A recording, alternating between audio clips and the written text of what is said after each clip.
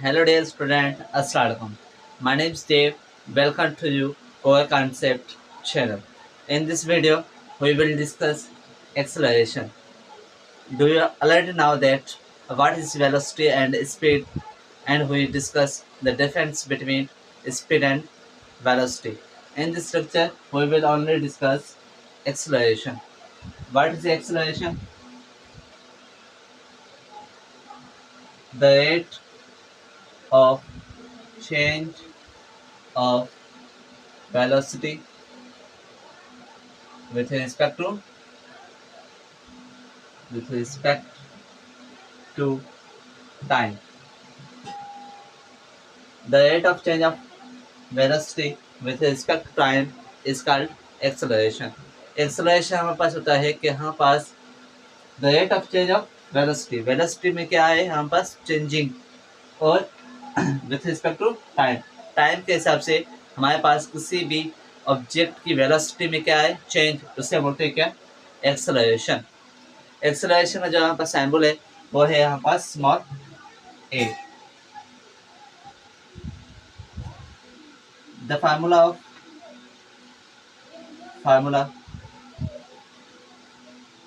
formula of acceleration is a equal to change in velocity upon time. This is called change. It's known as delta, which means change. Okay, this symbol is delta and it means change. हमारे पास जो sample है triangle की, इस triangle की sample को हम क्या कहते हैं डेल्टा, और ये हमारे पास क्या कहती है, ये इसका मतलब क्या है चेंज से. और चेंज हम कैसे मालूम कर सकते हैं वेलोसिटी का, चेंज हम कर सकते हैं वेलोसिटी की V F minus V I.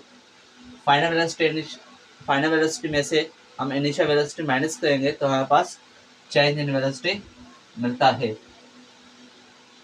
A equal to change in velocity की जगह पे V F minus V I, final velocity minus initial velocity, final velocity minus initial velocity divide by time. This is the formula of acceleration, and SI unit of acceleration is meter per second square.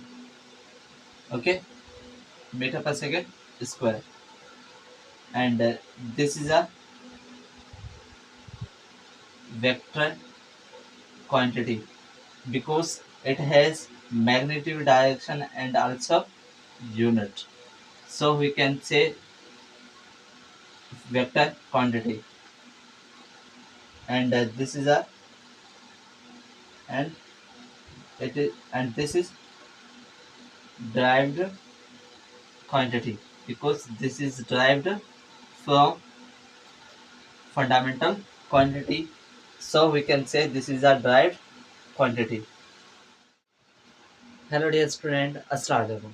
हमने ये discuss कर लिया है कि हमारे पास acceleration क्या होता है, एक्सेलरेशन स्केलर है या वेक्टर है, एक्सेलरेशन का यूनिट क्या है, सिंबल कौन सा है, ये सारी चीज़ें हमने डिस्कस कर ली.